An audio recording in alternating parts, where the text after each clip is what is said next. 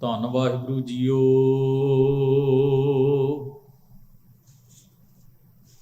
ਰਾਗ ਗੋਂਡ ਬਾਣੀ ਨਾਮ ਦਿਓ ਜੀਓ ਕੀ।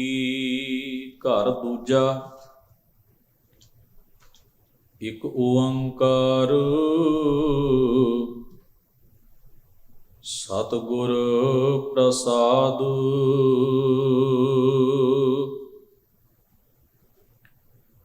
ਹਰ ਹਰ ਕਰਤ ਮਿਟੇ ਸਭ ਭਰਮਾ।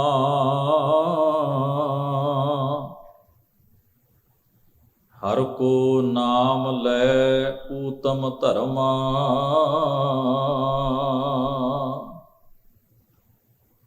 ਹਰ ਹਰ ਕਰਤ ਜਾਤ ਕੁਲ ਹਰੀ।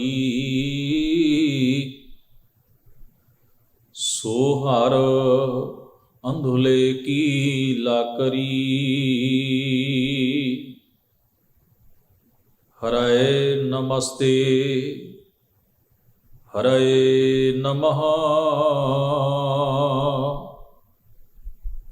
ਹਰ ਹਰ ਕਰਤ ਨਹੀਂ ਦੁਖ ਜਮਹ ਰਹਾਉ। ਹਰ ਹਰਨਾਕਸ਼ ਹਰੇ ਪਰਾਨ। ਅਜੈ ਮਲ ਕੀਓ ਬੈਕੁੰਠਹਿ ਥਾਨ। ਸੂਆ ਪੜਾਵਤ ਗਨਕਾ ਤਰੀ। ਸੋ ਹਰ ਨੈਨੋ ਕੀ ਪੂਤਰੀ।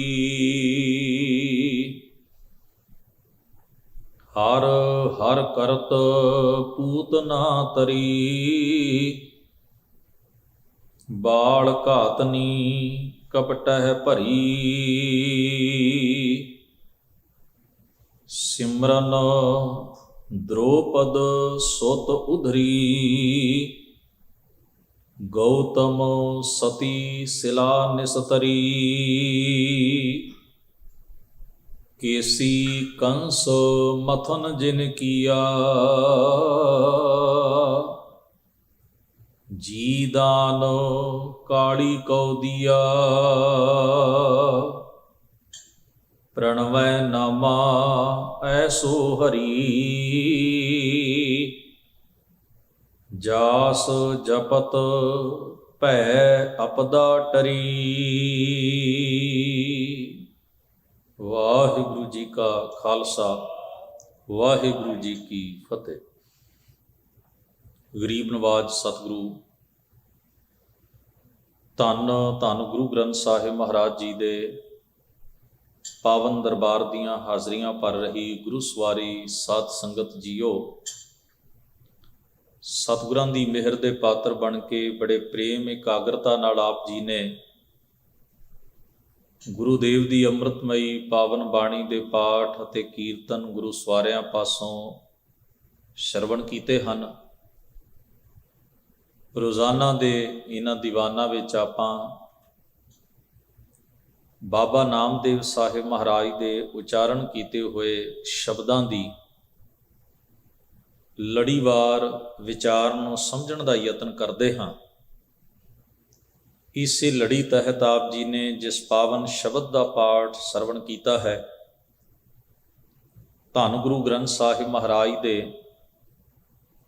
ਅੰਕ ਨੰਬਰ 874 ਉੱਪਰ ਇਹ ਪਾਵਨ ਸ਼ਬਦ ਸੁਭਾਇਮਾਨ ਹੈ। ਸ਼ਬਦ ਉੱਤੇ ਸਿਰਲੇਖ ਹੈ, ਰਾਗ ਗੋਂਡ ਬਾਣੀ ਨਾਮ ਦਿਓ ਜੀਓ ਕੀ। ਘਰ ਦੂਜਾ। ਰਾਗ ਦਾ ਨਾਮ ਗੋਂਡ ਹੈ, ਜਿਸ ਵਿੱਚ ਆਪਾਂ ਪਹਿਲਾਂ ਵੀ 4 ਸ਼ਬਦ ਲਗਾਤਾਰ ਵਿਚਾਰੇ ਹਨ। ਉਹ 4 ਸ਼ਬਦ ਇੱਕੇ ਹੀ ਸਿਰਲੇਖ ਹੇਠ ਦਰਜ ਨੇ। ਫਰਕ ਕੇਵਲ ਇੰਨਾ ਹੈ ਕਿ ਉਹਨਾਂ ਦੇ ਉੱਤੇ ਘਰ ਪਹਿਲਾ ਹੈ, 3 ਸ਼ਬਦਾਂ ਦੇ ਉੱਤੇ ਘਰ ਦੂਜਾ ਹੈ। ਕੁੱਲ 7 ਸ਼ਬਦ ਇਸ ਰਾਗ ਦੇ ਵਿੱਚ ਭਗਤ ਨਾਮਦੇਵ ਸਾਹਿਬ ਮਹਾਰਾਜ ਦੇ ਦਰਜ ਹਨ। ਇਸ ਵਾਸਤੇ ਦੇ ਉੱਤੇ ਸਿਰਲੇਖ ਹੈ, ਰਾਗ ਗੋਂਡ ਬਾਣੀ ਨਾਮ ਦਿਓ ਜੀਓ ਕੀ। ਘਰ ਦੂਜਾ। ਸਵਰ ਅਤੇ ਤਾਲ ਨਾਲ ਸੰਬੰਧਿਤ ਇਸ ਸ਼ਬਦ ਨੂੰ ਦੂਜੇ ਘਰ ਵਿੱਚ ਗਾਇਆ ਜਾਣਾ ਹੈ। ਇਹ ਕੁੱਲ 3 ਸ਼ਬਦ ਇਸੇ ਤਰ੍ਹਾਂ ਹੀ ਇਕੱਠੇ ਦਰਜ ਹਨ। ਸੰਖੇਪ ਮੰਗਲਾਚਰਨ ਇਹਨਾਂ 3 ਸ਼ਬਦਾਂ ਦੇ ਉੱਪਰ ਵੀ ਸਾਂਝੇ ਰੂਪ ਵਿੱਚ ਦਰਜ ਹੈ। ਹਾਲਾਂਕਿ ਗੁਰੂ ਗ੍ਰੰਥ ਸਾਹਿਬ ਜੀ ਦੀ ਪਾਵਨ ਬਾਣੀ ਵਿੱਚ ਇਹ ਨੁਕਤਾ ਬੜਾ ਵਿਚਾਰ ਮੰਗਦਾ ਹੈ। ਕਿਤੇ ਮੰਗਲਾਚਰਨ ਸਿਰਲੇਖ ਤੋਂ ਉੱਤੇ ਆ ਜਾਂਦਾ ਹੈ ਤੇ ਕਿਤੇ ਸਿਰਲੇਖ ਤੋਂ ਥੱਲੇ ਆ ਜਾਂਦਾ ਹੈ। ਜਦੋਂ ਅਸੀਂ ਧਿਆਨ ਨਾਲ ਗੁਰਬਾਣੀ ਨੂੰ ਪੜ੍ਹਦੇ ਹਾਂ, ਕਿਤੇ ਆਏਗਾ ਇੱਕ ਓੰਕਾਰ ਸਤਿਗੁਰ ਪ੍ਰਸਾਦ, ਫਿਰ ਅੱਗੇ ਸ਼ਬਦ ਦਾ ਸਿਰਲੇਖ ਆਏਗਾ,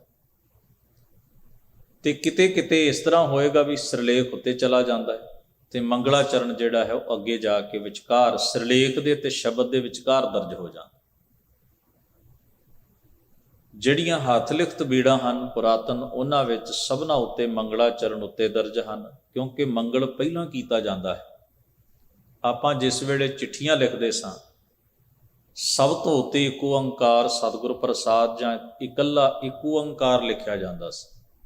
ਆਪਣੇ ਇਸ਼ਟ ਨੂੰ ਯਾਦ ਪਹਿਲਾਂ ਕੀਤਾ ਜਾਂਦਾ ਹੈ ਤੇ ਆਪਣੀ ਰਚਨਾ ਆਰੰਭ ਮਗਰੋਂ ਕੀਤੀ ਜਾਂਦੀ ਹੈ। ਭਾਰਤੀ ਲਿਖਤ ਸੱਭਿਅਤਾ ਦੇ ਵਿੱਚ ਇਸੇ ਤਰ੍ਹਾਂ ਹੀ ਹੈ ਵੀ ਸਭ ਤੋਂ ਪਹਿਲਾਂ ਕੋਈ ਵੀ ਲਿਖਾਰੀ ਆਪਣੇ ਇਸ਼ਟ ਦਾ ਮੰਗਲ ਕਰੇਗਾ, ਉਸ ਦੀ ਸਿਫਤ ਵਿੱਚ, ਉਸ ਦੀ ਸ਼ੋਭਾ ਵਿੱਚ, ਉਸ ਨੂੰ ਨਮਸਕਾਰ ਕਰਦਿਆਂ ਹੋਇਆਂ ਕੁਝ ਬੋਲ ਲਿਖੇਗਾ ਤੇ ਉਸ ਤੋਂ ਅੱਗੇ ਉਹ ਆਪਣੀ ਲਿਖਤ ਨੂੰ ਆਰੰਭ ਕਰੇਗਾ। ਗੁਰੂ ਗ੍ਰੰਥ ਸਾਹਿਬ ਜੀ ਦੇ ਵਿੱਚ ਵੀ ਇਸੇ ਤਰ੍ਹਾਂ ਹੀ ਹੈ, ਪਰ ਇਸ ਦਾ ਇੱਕ ਕਾਰਨ ਵਿਦਵਾਨਾਂ ਨੇ ਇਹ ਲਿਖਿਆ ਹੈ, ਇਹ ਕਿਉਂ ਉੱਪਰੋਂ ਥੱਲੀ ਹੋ ਗਏ ਹਨ। ਦਰਅਸਲ ਜਦੋਂ ਛਾਪੇਖਾਨੇ ਵਿੱਚ ਬੀੜਾਂ ਗਈਆਂ ਸਨ, ਹੱਥ ਲਿਖਤ ਤੋਂ ਛਾਪੇਖਾਨੇ ਵਿੱਚ ਗਈਆਂ, ਜਿਹੜੀਆਂ ਹੱਥ ਲਿਖਤ ਬੀੜਾਂ ਹਨ ਉਹਨਾਂ ਦੇ ਵਿੱਚ ਜਦੋਂ ਤੁਸੀਂ ਤੁਹਾਡੇ ਸਾਹਮਣੇ ਗੁਰੂ ਗ੍ਰੰਥ ਸਾਹਿਬ ਦਾ ਜਾਂ ਪੋਥੀ ਦਾ ਪੰਨਾ ਹੋਏਗਾ, ਉਹਦੇ ਬਿਲਕੁਲ ਖੱਬੇ ਹੱਥ ਨੀਵੇਂ ਪਾਸੇ ਸ਼ਬਦ ਦਾ ਸਿਰਲੇਖ ਹੋਏਗਾ ਤੇ ਪੰਨੇ ਦੇ ਸੱਜੇ ਹੱਥ ਉਤਲੇ ਪਾਸੇ ਮੰਗਲਾਚਰਨ ਹੋਏ, ਕਿਉਂਕਿ ਮੰਗਲਾਚਰਨ ਨੂੰ ਸੱਜੇ ਹੱਥ ਲਿਖਣ ਦੀ ਮਰਿਆਦਾ ਸੀ ਤੇ ਉਸ ਨੂੰ ਸੱਜੇ ਹੱਥ ਰੱਖਿਆ ਜਾਂਦਾ। ਜਿਵੇਂ ਮੈਂ ਉਦਾਹਰਣ ਦੇਣਾ, ਅੱਜ ਵੀ ਸਾਡਾ ਇਹ ਸੱਭਿਆਚਾਰ ਹੈ, ਜਦੋਂ ਆਪ ਗੁਰੂ ਗ੍ਰੰਥ ਸਾਹਿਬ ਦੀ ਪਰਿਕਰਮਾ ਕਰਦੇ ਹੋ ਤੇ ਮਹਾਰਾਜ ਨੂੰ ਸੱਜੇ ਹੱਥ ਰੱਖਦੇ ਹੋ। ਇਸ ਨੂੰ ਇੱਕ ਸਤਿਕਾਰਤ ਜਾਂ ਇੱਕ ਸੱਭਿਅਤਾ ਦਾ ਪ੍ਰਤੀਕ ਮੰਨਿਆ ਜਾਂਦਾ ਹੈ ਵੀ ਸਾਡੇ ਵਿੱਚ ਸਾਡੀ ਸੱਭਿਅਤਾ ਦੇ ਕੁਝ ਚਿੰਨ੍ਹ ਨੇ। ਤਾਂ ਮੰਗਲਾਚਰਨ ਸੱਜੇ ਪਾਸੇ ਉਤਲੇ ਥੋੜ੍ਹਾ ਜਿਹਾ ਉੱਤੇ ਜਾਂ ਬਿਲਕੁਲ ਬਰਾਬਰ, ਤੇ ਖੱਬੇ ਹੱਥ ਸ਼ਬਦ ਦਾ ਸਿਰਲੇਖ ਤੇ ਫਿਰ ਥੱਲਿਓਂ ਸ਼ਬਦ ਸ਼ੁਰੂ ਹੁੰਦਾ ਸੀ। ਹੋਇਆ ਇਉਂ ਕਿ ਜਦੋਂ ਉਸ ਦੀ ਸੈਟਿੰਗ ਕਰਕੇ ਸਕ੍ਰਿਪਟ ਦੀ, ਲਿਖਤ ਦੀ ਛਾਪੇਖਾਨੇ ਵਿੱਚ ਉਹਨੂੰ ਖੜਿਆ ਗਿਆ ਤੇ ਮੰਗਲਾਚਰਨ ਇੱਧਰੋਂ ਸੱਜਾ ਜਿਹੜਾ ਸੀ ਉਹ ਥੱਲੇ ਆ ਗਿਆ, ਸਿਰਲੇਖ ਜਿਹੜਾ ਸੀ ਉੱਤੇ ਚਲਾ ਗਿਆ। ਹੁਣ ਸਿਰਲੇਖ ਦੇ ਤੇ ਸ਼ਬਦ ਦੇ ਵਿਚਕਾਰ ਮੰਗਲਾਚਰਨ ਆ। ਜਦੋਂ ਕਿ ਲਿਖਤੀ ਰੂਪ ਵਿੱਚ ਜਾਂ ਜਿਹੜਾ ਇੱਕ ਵਿਧਾਨ ਹੈ ਉਹਦੇ ਮੁਤਾਬਕ ਮੰਗਲਾਚਰਨ ਦੀ ਜਿਹੜੀ ਜਗ੍ਹਾ ਹੈ ਉਹ ਉੱਤੇ ਚਾਹੀਦੀ। ਖੈਰ ਸਤਿਗੁਰੂ ਮਿਹਰ ਕਰਨ, ਇੱਕ ਓੰਕਾਰ ਸਤਿਗੁਰ ਪ੍ਰਸਾਦ, ਉਹ ਪਰਿਪੂਰਨ ਪਰਮੇਸ਼ਰ ਪਰਮਾਤਮਾ ਇੱਕ ਹੈ, ਇੱਕ ਰਾਜ ਸਾਰੀ ਕੁਦਰਤ ਵਿੱਚ, ਕਾਇਨਾਤ ਵਿੱਚ, ਆਪਣੀ ਸਿਰਜਣਾ ਵਿੱਚ ਵਿਆਪਕ ਹੈ। ਉਹ ਸਦੀਵ ਕਾਲ ਰਹਿਣ ਵਾਲੀ ਹਸਤੀ ਹੈ। ਗੁਰੂ ਦੇ ਪ੍ਰਸਾਦ ਮਿਹਰ ਬਖਸ਼ਿਸ਼ ਦੇ ਨਾਲ, ਗੁਰੂ ਦਰਸਾਏ ਅਨੁਭਵ ਨਾਲ ਜੁੜ ਕੇ ਉਸ ਦੀ ਸੋਝੀ ਜੀਵ ਨੂੰ ਹੁੰਦੀ ਹੈ। ਸ਼ਬਦ ਦਾ ਸਮੁੱਚਾ ਜਿਹੜੀ ਸ਼ਬਦਾਵਲੀ ਹੈ ਉਸ ਵਿੱਚ ਭਗਤ ਨਾਮਦੇਵ ਸਾਹਿਬ ਮਹਾਰਾਜ ਨੇ ਪੁਰਾਣਕ ਕਥਾਵਾਂ ਦੇ ਹਵਾਲੇ ਜਿਹੜੇ ਹਨ ਉਹ ਵਰਤੇ ਨੇ, ਜਿਵੇਂ ਬਾਕੀ ਗੁਰੂ ਸਾਹਿਬਾਨ, ਭਗਤ ਸਾਹਿਬਾਨ ਨੇ ਵਰਤੇ।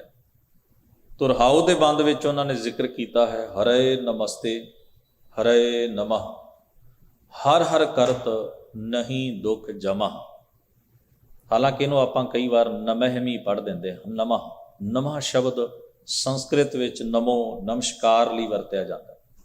ਜਿਵੇਂ ਆਪਾਂ ਸੁਖਮਨੀ ਸਾਹਿਬ ਜੀ ਦੀ ਪਾਵਨ ਬਾਣੀ ਦਾ ਪਹਿਲਾ ਸ਼ਲੋਕ ਪੜ੍ਹਦੇ ਹਾਂ, ਆਦਿ ਗੁਰਏ ਨਮః, ਜੁਗਾਦ ਗੁਰਏ ਨਮঃ, ਸਤਿਗੁਰਏ ਨਮঃ, ਸ਼੍ਰੀ ਗੁਰਦੇਵਏ ਨਮঃ।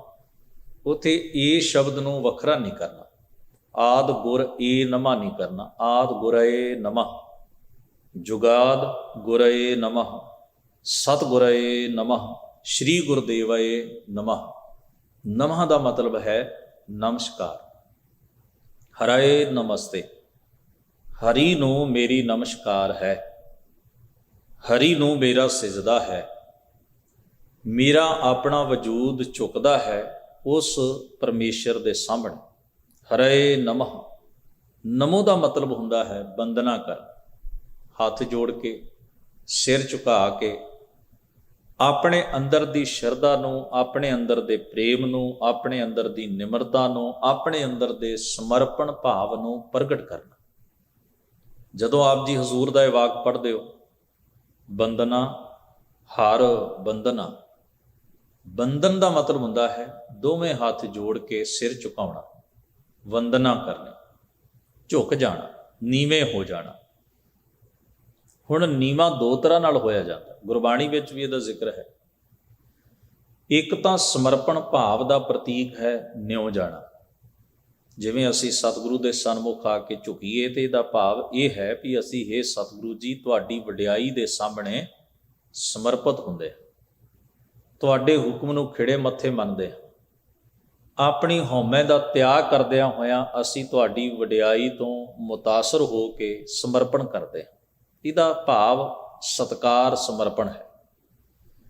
ਇੱਕ ਝੁਕਣਾ ਵਿਖਾਵੇ ਦਾ ਵੀ ਹੈ, ਸੀਸ ਨਿਵਾਇਆ ਕਿਆ ਥੀਏ ਜਾਂ ਹਿਰਦੈ ਕੋ ਸ਼ੁੱਧ। ਉਹ ਫਿਜ਼ੀਕਲੀ ਝੁਕਿਆ ਤੇ ਜਾਂਦਾ ਹੈ ਪਰ ਅੰਦਰ ਕਪਟ ਰੱਖ ਕੇ ਝੁਕਿਆ ਜਾਂਦਾ, ਉਸ ਨੂੰ ਗੁਰਮਤਿ ਨੇ ਪ੍ਰਵਾਨਗੀ ਨਹੀਂ ਦਿੱਤੀ। ਤੋ ਇੱਥੇ ਜਿਹੜਾ ਝੁਕਣਾ ਹੈ, ਜਿਹੜਾ ਅਕਾਲ ਪੁਰਖ ਨੂੰ ਬੰਦਨਾ ਕਰਨੀ ਹੈ, ਉਹਦਾ ਮਤਲਬ ਹੁੰਦਾ ਹੈ ਮੈਂ ਹੱਥ ਬੰਨ੍ਹ ਕੇ, ਮਤਲਬ ਆਪਣੀ ਸਮਰੱਥਾ ਨੂੰ ਤੁਹਾਡੇ ਸਾਹਮਣੇ ਸਮਰਪਿਤ ਕਰਦਾ। ਬੰਦਾ ਕੋਈ ਚਾਰਾ ਕਰੇਗਾ ਨਾ ਜ਼ਿੰਦਗੀ 'ਚ ਤੇ ਹੱਥਾਂ ਨਾਲ ਤੇ ਕਰੇਗਾ ਹੀ ਨਾ।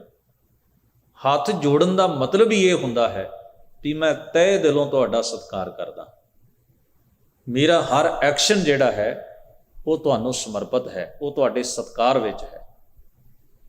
ਇਸ ਨੂੰ ਕੁਝ ਵਿਦਵਾਨ ਵਿਚਾਰਵਾਨ ਇਸ ਭਾਵ ਵਿੱਚ ਵੀ ਅਰਥ ਦਿੰਦੇ ਹਨ ਵੀ ਅੰਦਰੋਂ ਬਾਹਰੋਂ ਇੱਕ ਹੋ ਕੇ ਮੈਂ ਤੁਹਾਡਾ ਸਤਿਕਾਰ ਕਰਦਾ।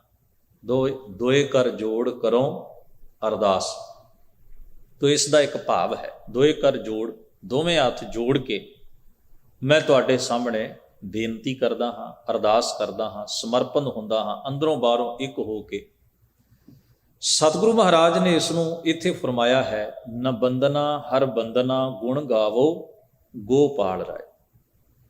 ਹਰੀ ਨੂੰ ਮੇਰੀ ਬੰਦਨਾ ਹੈ, ਨਮਸਕਾਰ ਹੈ, ਮੇਰਾ ਸਮਰਪਣ ਹੈ, ਮੇਰਾ ਆਪਣਾ ਵਜੂਦ ਮੈਂ ਉਸ ਦੇ ਸਾਹਮਣੇ ਭੇਟ ਕਰਦਾ ਹਾਂ। ਭਗਤ ਨਾਮਦੇਵ ਸਾਹਿਬ ਫਰਮਾ ਰਹੇ ਨੇ, ਕਹਿੰਦੇ ਨੇ ਹਰੇ ਨਮਸਤੇ ਹਰੇ ਨਮః, ਹਰ ਹਰ ਕਰਤ ਨਹੀਂ ਦੁੱਖ ਜਮਹ। ਜਮਹ ਨਹੀਂ, ਜਮਾਂ ਦਾ ਕੋਈ ਦੁੱਖ ਨਹੀਂ ਰਹਿੰਦਾ ਹਰੀ ਹਰੀ ਕਰਦਿਆਂ। ਪਰਮੇਸ਼ਰ ਦੀ ਯਾਦ ਨੂੰ ਆਪਣੀ ਸੁਰਤ ਵਿੱਚ ਵਸਾ ਕੇ ਉਸ ਨੂੰ ਜਿਹੜੇ ਜੀਵ ਸਮਰਪਿਤ ਹੁੰਦੇ ਹਨ, ਵਿਸ਼ਿਆਂ ਔਰ ਵਿਕਾਰਾਂ ਦਾ ਉਹਨਾਂ ਨੂੰ ਕਿਸੇ ਕਿਸਮ ਦਾ ਗਮ ਜਾਂ ਦੁੱਖ ਨਹੀਂ ਵਿਆਪਦਾ। ਜਮ ਸ਼ਬਦ ਗੁਰੂ ਗ੍ਰੰਥ ਸਾਹਿਬ ਜੀ ਦੀ ਪਾਵਨ ਬਾਣੀ 'ਚ ਇੱਕ ਤਾਂ ਪ੍ਰਚਲਿਤ ਅਰਥਾਂ ਵਿੱਚ ਆਇਆ ਹੈ, ਜਿਨ੍ਹਾਂ ਨੂੰ ਜਮ ਦੂਤ ਕਿਹਾ ਜਾਂਦਾ। ਦੂਤ ਦਾ ਮਤਲਬ ਸੁਨੇਹਾ ਲਿਆਉਣ ਵਾਲਾ, ਕੋਈ ਚੀਜ਼ ਲਿਆ ਕੇ ਦੇਣ ਵਾਲਾ। ਜਮ ਧਰਮ ਰਾਜ ਦੇ ਸੇਵਕ ਹਨ, ਜਿਹੜੇ ਮੌਤ ਦਾ ਸੁਨੇਹਾ ਲੈ ਕੇ ਆਉਂਦੇ ਹਨ ਅਤੇ ਮੌਤ ਤੁਹਾਡੇ ਪੱਲੇ ਪਾ ਕੇ ਤੁਹਾਨੂੰ ਲੈ ਜਾਂਦੇ ਹਨ। ਉਹ ਪੁਰਾਣਾ ਦੀ ਕਥਾ ਮੁਤਾਬਕ ਗੁਰਬਾਣੀ ਵਿੱਚ ਇੱਕ ਤਾਂ ਮੌਤ ਦੇ ਪਲਾਂ ਨੂੰ ਵੀ ਜਮ ਦੂਤ ਕਰਕੇ ਲਿਖਿਆ। ਉਹ ਪਲ ਜਿਹੜੇ ਤੁਹਾਡੇ ਲਈ ਮੌਤ ਦਾ ਸੁਨੇਹਾ ਲੈ ਕੇ ਹਾਜ਼ਰ ਹੋ ਜਾਣ, ਜਿਹੜੇ ਪਰਮੇਸ਼ਰ ਦੇ ਹੁਕਮ ਮੁਤਾਬਕ ਮਿਥੇ ਹੋਏ ਸਮੇਂ ਵਿੱਚ, ਜਿਸ ਵਕਤ, ਜਿਨ੍ਹਾਂ ਘੜੀਆਂ, ਜਿਨ੍ਹਾਂ ਪਲਾਂ ਵਿੱਚ ਸਾਡੇ ਸਰੀਰ ਦਾ ਖਾਤਮਾ ਹੋ ਜਾਏ। ਇੱਕ ਤਾਂ ਮੌਤ ਵਾਸਤੇ ਵਰਤਿਆ ਹੈ, ਦੂਜਾ ਪ੍ਰਚਲਿਤ ਅਰਥਾਂ ਵਿੱਚ ਵੀ ਪੁਰਾਣੀ ਉਦਾਹਰਣ ਵਾਸਤੇ ਵਰਤਿਆ, ਤੀਜਾ ਇੱਕ ਹੋਰ ਭਾਵ ਇਸ ਦਾ ਬਾਣੀ ਵਿੱਚ ਹੈ। ਕਿਉਂਕਿ ਮੌਤ ਸਰੀਰ ਦੀ ਵੀ ਮੰਨੀ ਹੈ, ਮੌਤ ਆਤਮਿਕ ਵੀ ਮੰਨੀ। ਆਖਾਂ ਜੀਵਾਂ ਵਿਸਰੈ ਮਰ ਜਾ। ਆਤਮਿਕ ਮੌਤ ਦਾ ਸੁਨੇਹਾ ਲਿਆਉਣ ਵਾਲੇ ਕੌਣ ਹਨ? ਵਿਕਾਰ। ਜਿੱਥੇ ਵਿਕਾਰ ਪ੍ਰਬਲ ਹੋਣਗੇ ਉੱਥੇ ਆਤਮਿਕ ਮੌਤ ਤੈਅ ਹੋਏਗੀ। ਉੱਥੇ ਮਨੁੱਖ ਆਤਮਿਕ ਤੌਰ ਤੇ ਜੀਵਤ ਨਹੀਂ ਰਹਿ ਸਕੇਗਾ। ਇਸ ਕਰਕੇ ਵਿਕਾਰਾਂ ਨੂੰ ਵੀ ਬਾਣੀ ਦੇ ਵਿੱਚ ਜਮ ਦੂਤ ਭੀ ਛੱਡ ਜਾਹੇ, ਉਹਨਾਂ ਨੂੰ ਜਮ ਦੂਤ ਵੀ ਛੱਡ ਜਾਂਦੇ ਹਨ। ਇਹਦਾ ਭਾਵ ਕੀ ਹੈ? ਉਹਨਾਂ ਦਾ ਵਿਸ਼ਾ ਵਿਕਾਰ ਜਿਹੜੇ ਆਤਮਿਕ ਮੌਤ ਦਾ ਕਾਰਨ ਬਣਦੇ ਹਨ, ਉਹ ਵੀ ਖਹਿੜਾ ਛੱਡ ਜਾਂਦੇ ਹਨ। ਸਰੀਰਕ ਮੌਤ ਤੇ ਹਰ ਇੱਕ ਦੀ ਤੈਅ ਹੈ, ਦੁਨੀਆ ਤੇ ਕੋਈ ਪੀਰ, ਕੋਈ ਪੈਗੰਬਰ, ਕੋਈ ਔਲੀਆ, ਕੋਈ ਫਕੀਰ, ਕੋਈ ਵੀ ਰੱਬ ਦਾ ਬੰਦਾ ਵੀ, ਧਰਮੀ ਅਨਧਰਮੀ, ਚੰਗੇ ਬੁਰੇ ਭਲੇ, ਹਰ ਤਰ੍ਹਾਂ ਦੇ ਜੀਵ ਜਿਹੜੇ ਨੇ ਉਹ ਸਰੀਰਕ ਰੂਪ ਵਿੱਚ ਕਦੇ ਵੀ ਸਥਿਰ ਨਹੀਂ ਰਹਿ ਸਕਦੇ। ਪਰ ਜਦੋਂ ਹਜ਼ੂਰ ਇਹ ਕਹਿੰਦੇ ਨਾ ਵੀ ਹੇ ਮੇਰੇ ਵਾਹਿਗੁਰੂ, ਜਦੋਂ ਤੇਰੇ ਯਾਦ, ਤੇਰੇ ਗੁਣਾਂ ਵਿੱਚ, ਤੇਰੀ ਇਬਾਦਤ ਵਿੱਚ ਜੁੜਦੇ ਆ ਤੇ ਜਮਦੂਤ ਵੀ ਖਹਿੜਾ ਛੱਡ ਜਾਂਦੇ। ਇਹਦਾ ਭਾਵ ਇਹ ਹੁੰਦਾ ਹੈ ਕਿ ਆਤਮਕ ਮੌਤ ਲਿਆਉਣ ਵਾਲੇ ਵਿਸ਼ੇ ਵਿਕਾਰਾਂ ਦਾ ਪ੍ਰਭਾਵ ਜੀਵਨ ਚੋਂ ਮੁੱਕ ਜਾਂਦਾ ਹੈ, ਖਤਮ ਹੋ ਜਾਂਦਾ। ਹਰ ਹਰ ਕਰਤ ਨਹੀਂ ਦੁੱਖ ਜਮਾ, ਜਮਾ ਦਾ ਕੋਈ ਦੁੱਖ ਨਹੀਂ ਵਿਆਪਦਾ, ਕੋਈ ਤਕਲੀਫ ਉਹ ਜੀਵਨ 'ਚ ਪੈਦਾ ਨਹੀਂ ਕਰਦੇ, ਨਾ ਹੀ ਆਤਮਕ ਮੌਤ ਆਉਂਦੀ ਹੈ। ਕੁਝ ਉਹਨਾਂ ਨੇ ਉਦਾਹਰਨਾਂ ਦਿੱਤੀਆਂ ਨੇ। ਇਹ ਸਮਗਰ ਸਮੁੱਚਾ ਸ਼ਬਦ ਜਿਹੜਾ ਹੈ ਪਰਮੇਸ਼ਰ ਦੀ ਸਿਫਤ ਸਲਾਹ ਤੇ ਵਡਿਆਈ ਦੇ ਸਮਰਪਣ ਭਾਵ ਵਿੱਚ ਭਗਤ ਜੀ ਨੇ ਉਚਾਰਨ ਕੀਤਾ ਹੈ। ਤੇ ਜੋ ਉਦਾਹਰਨਾਂ ਸੰਸਾਰ ਦੇ ਲੋਕ ਸਮਝਦੇ ਨੇ, ਸਮਾਜ ਆਲੇ ਦੁਆਲੇ ਦੇ ਲੋਕ ਸਮਝਦੇ ਨੇ, ਜੋ ਉਹਨਾਂ ਨੂੰ ਪਤਾ ਹੈ ਜਿਨ੍ਹਾਂ ਉਦਾਹਰਨਾਂ ਬਾਰੇ, ਉਹ ਉਦਾਹਰਨਾਂ ਦੇ ਕੇ ਉਹਨਾਂ ਨੇ ਇਸ ਨੁਕਤੇ ਨੂੰ ਪ੍ਰਗਟ ਕੀਤਾ। ਤਾਂ ਪਹਿਲੇ ਬੰਦ ਵਿੱਚ ਕਹਿੰਦੇ ਹਰ ਹਰ ਕਰਤ ਮਿਟੇ ਸਭ ਭਰਮਾਂ, ਹਰੀ ਹਰੀ ਕਰਦਿਆਂ, ਰੱਬ ਰੱਬ ਕਰਦਿਆਂ, ਪਰਮੇਸ਼ਰ ਦੀ ਯਾਦ ਵਿੱਚ ਇੱਕ ਸੁਰ ਹੁੰਦਿਆਂ, ਰੱਬ ਦੀ ਯਾਦ, ਉਹਦੇ ਗੁਣਾਂ ਨੂੰ, ਉਹਦੇ ਅਹਿਸਾਸ ਨੂੰ ਆਪਣੀ ਸੁਰਤ ਵਿੱਚ ਵਸਾ ਕੇ ਜੀਵਨ ਮਾਰਗ ਤੇ ਚੱਲਦਿਆਂ ਮਿਟੇ ਸਭ ਭਰਮਾਂ, ਸਾਰੇ ਭਰਮ ਮਿਟ ਜਾਂਦੇ। ਭਰਮ ਦਾ ਅਰਥ ਹੈ ਸੰਸਾ, ਸੰਦੇਹ, ਭ੍ਰਾਂਤੀ, ਦਵੈਤ। ਮੈਂ ਉਸ ਨਾਲੋਂ ਵੱਖਰਾ ਹਾਂ, ਇਹ ਇੱਕ ਭਰਮ ਹੈ। ਭਰਮ ਬਹੁਤ ਚੀਜ਼ਾਂ ਦੇ ਸਾਨੂੰ ਹੋ ਸਕਦੇ ਨੇ, ਪਰ ਸਭ ਤੋਂ ਵੱਡਾ ਖਤਰਨਾਕ ਅਧਿਆਤਮਕ ਮਾਰਗ ਦੇ ਉੱਤੇ ਜਿਸ ਭਰਮ ਨੂੰ ਮੰਨਿਆ ਜਾਂਦਾ ਹੈ, ਉਹ ਭਰਮ ਕੀ ਹੈ ਕਿ ਮੈਂ ਕੁਝ ਹਾਂ, ਮੈਂ ਕੁਝ ਵੱਖਰਾ ਹਾਂ। ਇਸ ਨੂੰ ਦੁਈ ਜਾਂ ਦਵੈਤ ਕਿਹਾ ਜਾਂਦਾ ਹੈ। ਇੱਕ ਫਲਸਫਾ ਵੀ ਹੈ ਦਵੈਤ ਦਾ। ਦਵੈਤ ਦਾ ਮਤਲਬ ਹੁੰਦਾ ਹੈ ਕਰਤਾ ਵੱਖਰਾ ਹੈ, ਕਿਰਤ ਵੱਖਰੀ ਹੈ, ਇਸ ਕਰਕੇ ਦੋ ਹੋ ਗਏ। ਉਹਨੂੰ ਦਵੈਤ ਦਾ ਫਲਸਫਾ ਕਹਿੰਦੇ, ਦਵੈਤ ਦੀ ਫਿਲਾਸਫੀ ਕਹਿੰਦੇ। ਉੱਥੇ ਸਾਰਾ ਕੁਝ ਪਦਾਰਥ ਉੱਤੇ ਟਿਕਿਆ। ਉਹ ਪਦਾਰਥ ਨੂੰ ਮੁੱਖ ਰੱਖ ਕੇ, ਪਦਾਰਥ ਹੀ ਸਭੋ ਕੁਝ ਹੈ, ਰੂਪ, ਰੰਗ, ਆਕਾਰ, ਬਣਾਵਟ, ਜੋ ਕੁਝ ਵੀ ਹੈ ਉਹ ਪਦਾਰਥ ਮਾਦਾ ਹੀ ਸਾਰਾ ਕੁਝ ਹੈ। ਉਹਦੇ ਪਿਛਲੀ ਤਾਕਤ ਨੂੰ ਅਲੱਗ ਤੇ ਜੁਦਾ ਕਰ ਦਿੱਤਾ। ਉੱਥੇ ਫਿਰ ਕੀ ਹੈ? ਹਉਮੈ ਹੈ, ਅਹੰਕਾਰ ਹੈ। ਉੱਥੇ ਮੈਂ ਹੀ ਸਭੋ ਕੁਝ ਹਾਂ, ਇਹ ਭਾਵ ਹੈ। ਤੋ ਜਿੱਥੇ ਮਾਦਾ ਪ੍ਰਸਤੀ ਹੈ, ਜਿੱਥੇ ਹਉਮੈ, ਹੰਕਾਰ ਤੇ ਸਵਾਰਥ ਦਾ ਪ੍ਰਭਾਵ ਹੈ, ਉੱਥੇ ਟਕਰਾਅ ਹੋਏਗਾ, ਡਿਸਟਰਬੈਂਸ ਹੋਏਗੀ। ਉੱਥੇ ਸਹਿਜ ਸੁਖ ਸਮਰਪਣ ਨਹੀਂ ਹੋਏਗਾ। ਹੁਣ ਆਪਾਂ ਸਾਰੇ ਵੇਖੀਏ, ਆਪਣੇ ਸਭਨਾਂ ਵਿੱਚ ਹਉਮੈ ਦਾ ਪਸਾਰਾ ਹੈ। ਮਾਦਾ ਪ੍ਰਸਤੀ ਇਸੇ ਨੂੰ ਕਹਿੰਦੇ ਹਨ ਵੀ ਮੈਨੂੰ ਮੇਰੀ ਈਗੋ ਪਿਆਰੀ ਹੈ, ਦੂਜੇ ਨੂੰ ਦੂਜੇ ਦੀ। ਮੈਨੂੰ ਆਪਣਾ ਸਵਾਰਥ ਮੁੱਖ ਹੈ, ਦੂਜੇ ਨੂੰ ਦੂਜੇ ਦਾ। ਤੇ ਜਦੋਂ ਸਾਡਾ ਦੋ ਧਿਰਾਂ ਦਾ ਹੰਕਾਰ ਜਾਂ ਦੋ ਧਿਰਾਂ ਦਾ ਸਵਾਰਥ ਟਕਰਾਏਗਾ ਤੇ ਉਹ ਤਬਾਹੀ ਲੈ ਕੇ ਆਏ। ਉੱਥੇ ਕਿਉਂਕਿ ਮੁੱਖ ਰੱਖਿਆ ਗਿਆ ਹੈ ਹਉਮੈ ਨੂੰ, ਤੇ ਹਉਮੈ ਦਾ ਬੇਸ ਕੀ ਹੈ? ਮੈਂ ਹੀ ਹਾਂ, ਮੈਂ ਸਭ ਕੁਝ ਹਾਂ, ਮੈਂ ਕੁਝ ਵੱਖਰਾ ਹਾਂ, ਮੈਂ ਜੋ ਹਾਂ ਸੋ ਇਵੇਂ ਰਹਾਂਗਾ। ਹਉਮੈ ਵਿੱਚੋਂ ਇਹ ਭਾਵ ਉਪਜਣਗੇ, ਪੈਦਾ ਹੋਣਗੇ। ਉੱਥੇ ਖਿੱਚ ਵਧੇਗੀ ਸਵਾਰਥ ਦੀ। ਪਰ ਜਿੱਥੇ ਸਤਿਗੁਰੂ ਮਹਾਰਾਜ ਨੇ ਇਹ ਕਿਹਾ ਨਾ ਵੀ ਹਰ ਹਰ ਕਰਤ ਮਿਟੇ ਸਭ ਭਰਮ, ਉੱਥੇ ਇਸ ਗੱਲ ਨੂੰ ਸਮਝਿਆ ਜਾਂਦਾ ਹੈ ਵੀ ਮਾਦਾ, ਮਾਇਆ, ਪ੍ਰਕਿਰਤਕ ਪਸਾਰਾ ਜਿਹੜਾ ਹੈ ਇਹ ਉਪਜਦਾ ਹੈ, ਚੱਲਦਾ ਹੈ, ਦੀ ਇੱਕ ਲਿਮਟ ਹੈ ਤੇ ਖਤਮ ਹੁੰਦਾ ਹੈ। ਇਹ ਲਗਾਤਾਰ ਪ੍ਰੋਸੈਸ ਕੰਟੀਨਿਊ ਚੱਲੀ ਜਾਂਦਾ ਹੈ। ਕੋਈ ਚੀਜ਼ ਸਥਿਰ ਨਹੀਂ ਹੈ। ਪਰ ਜਿਹੜਾ ਸਿਰਜਣਹਾਰ ਤੇ ਕਰਤਾ ਹੈ ਉਹ ਆਪਣੀ ਕਿਰਤ ਵਿੱਚ ਵਿਦਮਾਨ ਹੁੰਦਾ ਹੈ, ਵਿਆਪਕ ਹੁੰਦਾ ਹੈ, ਸਮਾਇਆ ਹੁੰਦਾ ਹੈ। ਇਸੇ ਕਰਕੇ ਦੂਜੇ ਮਨੁੱਖ ਵਿੱਚ ਵੀ ਰੱਬ ਵੇਖਣ ਦੀ ਤਾਕੀਦ ਧਰਮ ਕਰਦਾ। ਇੱਥੇ ਸਰਗੁਣ ਦੇ ਵਿੱਚ ਨਿਰਗੁਣ ਨੂੰ ਜਾਣਨ ਦੀ ਔਰ ਨਿਰਗੁਣ ਦੇ ਵਿੱਚੋਂ ਸਰਗੁਣ ਪੈਦਾ ਹੋਇਆ ਹੈ, ਇਸ ਭਾਵ ਦੀ ਵਿਆਖਿਆ ਨੂੰ ਮਾਨਤਾ ਦਿੱਤੀ ਗਈ ਹੈ ਗੁਰੂ ਗ੍ਰੰਥ ਸਾਹਿਬ ਦੀ ਬਾਣੀ 'ਚ। ਇਸ ਨੂੰ ਕਿਹਾ ਹੈ ਹਰ ਹਰ ਕਰਤ ਮਿਟੇ ਸਭ ਭਰਮ। ਦੁਈ ਦਵੈਤ ਦੇ ਭਰਮ ਜਿਹੜੇ ਹਨ ਉਹ ਮਿਟ ਗਏ। ਹਰ ਕੋ ਨਾਮ ਲੈ ਉਤਮ ਧਰਮ। ਧਰਮ ਦਾ ਮਤਲਬ ਹੈ ਉੱਤਮ ਸ਼ੁਭ ਕਾਰਜ ਨੂੰ ਵੀ ਆਪਾਂ ਧਰਮ ਕਹਿੰਦੇ ਹਾਂ। ਧਰਮ ਦੇ ਵੈਸੇ ਕੋਸ਼ ਵਿੱਚ ਬਹੁਤ ਅਰਥ ਨੇ। ਧਰਮ ਦਾ ਮਤਲਬ ਨਿਯਮ ਵੀ ਹੈ, ਜਿਸ ਨੂੰ ਆਪਾਂ ਕਹਿੰਦੇ ਨੇ ਕਾਇਦਾ, ਕਾਨੂੰਨ, ਨਿਯਮ। ਹੁਣ ਇਹਨੂੰ ਵੀ ਧਰਮ ਕਹਿੰਦੇ ਨੇ। ਕਈ ਵਾਰ ਆਪਾਂ ਇਸ ਸ਼ਬਦ ਨੂੰ ਲੈ ਕੇ ਬਹੁਤ ਅਜਬ ਕਿਸਮ ਦੀਆਂ ਬਾਤਾਂ ਵੀ ਕਰਦੇ ਹਾਂ। ਤੋ ਨਿਯਮ ਨੂੰ ਵੀ ਧਰਮ ਲਿਖਿਆ ਹੈ। ਕੋਈ ਨੇਕ ਕੰਮ ਹੋਵੇ, ਸ਼ੁਭ ਕੰਮ ਹੋਵੇ, ਜਿਹੜਾ ਤੁਹਾਡੀ ਨੈਤਿਕਤਾ ਨਾਲ ਸੰਬੰਧ ਰੱਖਦਾ ਹੈ, ਉਹਨੂੰ ਵੀ ਆਪਾਂ ਕਹਿੰਦੇ ਹਾਂ ਧਰਮ। ਜਿਵੇਂ ਆਪਾਂ ਕੋਈ ਬੰਦਾ ਅਨੈਤਿਕ, ਸਦਾਚਾਰ ਤੋਂ ਡਿੱਗਿਆ ਕੰਮ ਕਰਿਆ, ਆਪਾਂ ਕਹਾਂਗੇ ਤੇਰੇ ਅੰਦਰ ਕੋਈ ਧਰਮ ਹੈ ਕਿ ਨਹੀਂ ਹੈ। ਉਹਦਾ ਮਤਲਬ ਹੁੰਦਾ ਵੀ ਇੱਕ ਨੈਤਿਕ ਗੁਣ ਜਿਹੜਾ ਤੁਹਾਡੀ ਸਦਾਚਾਰ ਜ਼ਿੰਦਗੀ ਨੂੰ, ਆਈਡੀਅਲ ਲਾਈਫ, ਆਦਰਸ਼ਕ ਜੀਵਨ ਜਿਹਨੂੰ ਕਹਿੰਦੇ ਆ, ਉਸ ਨੂੰ ਸਿਰਜਦਾ ਹੈ, ਜਿਹੜਾ ਉਹਨੂੰ ਵੀ ਆਪਾਂ ਧਰਮ ਕਹਿੰਦੇ ਹਾਂ। ਤੀਜੇ ਪੱਖ ਵਿੱਚ ਕਿਸੇ ਮਜ਼ਹਬ ਨੂੰ ਵੀ, ਸੰਗਠਿਤ ਮਜ਼ਹਬ ਨੂੰ ਵੀ ਧਰਮ ਕਹਿ ਦਿੱਤਾ ਜਾਂਦਾ ਹੈ, ਕਿਉਂਕਿ ਉਹ ਕਿਸੇ ਫਲਸਫੇ ਦੀ ਪੈਰਵੀ ਕਰਦੇ ਹੁੰਦੇ। ਸ਼ੁਭ ਕੰਮ ਨੂੰ ਵੀ ਆਪਾਂ ਧਰਮ ਕਹਿੰਦੇ ਹਾਂ, ਫਰਜ਼ ਨੂੰ ਵੀ ਆਪਾਂ ਧਰਮ ਕਹਿੰਦੇ ਹਾਂ। ਤੋ ਇਸ ਤਰ੍ਹਾਂ ਧਰਮ ਦੇ ਕੰਟੈਕਸਟ, ਸੰਦਰਭ ਦੇ ਮੁਤਾਬਕ ਜਿਹੜੇ ਨੇ ਵੱਖ-ਵੱਖ ਥਾਈਂ ਅਰਥ ਬਦਲ ਜਾਂਦੇ। ਤੋ ਸਤਿਗੁਰੂ ਮਹਾਰਾਜ ਜੀ ਇੱਥੇ ਬਖਸ਼ਿਸ਼ ਕਰਦੇ ਨੇ, ਹਰ ਕੋ ਨਾਮ ਲੈ ਉਤਮ ਧਰਮਾ, ਇਹ ਸਭ ਤੋਂ ਉੱਤਮ ਫਰਜ਼ ਹੈ, ਸਭ ਤੋਂ ਉੱਤਮ ਕਰਮ ਹੈ ਜੀਵਨ ਨੂੰ ਸਵਾਰਨ ਦਾ। ਹਰ ਹਰ ਕਰਤ ਜਾਤ ਕੁਲ ਹਰੀ, ਹਰੀ ਹਰੀ ਕਰਦੇ ਆ, ਭਾਵ ਰੱਬੀ ਗੁਣਾਂ ਦੇ ਅਭਿਆਸ ਵਿੱਚ, ਪਰਮੇਸ਼ਰ ਦੀ ਹੋਂਦ ਦੇ ਅਹਿਸਾਸ ਵਿੱਚ ਜੀਂਦਿਆਂ ਮਨੁੱਖ ਦੀ ਜਾਤ ਤੇ ਕੁੱਲ ਦੀ ਹਉਮੈ ਹਰੀ ਜਾਂਦੀ, ਖਤਮ ਹੋ ਜਾਂਦੀ। ਉੱਥੇ ਇਹ ਮਸਲਾ ਨਹੀਂ ਹੁੰਦਾ ਵੀ ਤੁਸੀਂ ਕਿਸੇ ਲੋਹੇ ਦਾ ਕੰਮ ਕਰਨ ਵਾਲੇ ਲੁਹਾਰ ਦੇ ਘਰ ਪੈਦਾ ਹੋਏ, ਚਮੜੇ ਦੀ ਕਿਰਤ ਕਰਨ ਵਾਲੇ ਕਿਸੇ ਚਮਿਆਰ ਦੇ ਘਰ ਪੈਦਾ ਹੋਏ, ਜ਼ਮੀਨ ਵਾਹੁਣ ਵਾਲੇ ਕਿਸੇ ਜ਼ਿਮੀਂਦਾਰ ਦੇ ਪੈਦਾ ਘਰ ਹੋਏ, ਰੁੱਖ ਲੱਕੜੀ ਦਾ ਕੰਮ ਕਰਨ ਵਾਲੇ ਕਿਸੇ ਤਰਖਾਣ ਸੱਜਣ ਦੇ ਘਰ ਪੈਦਾ। ਈਗੋ ਤੇ ਹਉਮੈ ਜਿਹੜੀ ਹੈ ਨਾ, ਇਹਨੂੰ ਕੇਵਲ ਤੇ ਕੇਵਲ ਪੈਰ ਚਾਹੀਦੇ ਨੇ, ਚੇਤੇ 'ਚ ਰੱਖੋ। ਹਉਮੈ ਕਿਸੇ ਪ੍ਰਕਾਰ ਦੀ ਵੀ ਹੋ ਸਕਦੀ। ਹੁਣ ਇਹ ਵੀ ਵੇਖਣ ਵਿੱਚ ਆਇਆ, ਇੱਕ ਤਾਂ ਹੁੰਦੇ ਨੇ ਉੱਚੇ ਵਰਣ ਸਿਰਜੇ ਭਾਰਤ ਵਿੱਚ ਵਿਪਰਵਾਦ ਨੇ, ਉਹਦੇ ਸੀ ਬ੍ਰਾਹਮਣ, ਦੂਜੇ ਨੰਬਰ ਤੇ ਆਇਆ ਖੱਤਰੀ, ਤੀਜੇ ਤੇ ਆਇਆ ਵੈਸ਼, ਚੌਥੇ ਤੇ ਆਇਆ ਸ਼ੂਦਰ।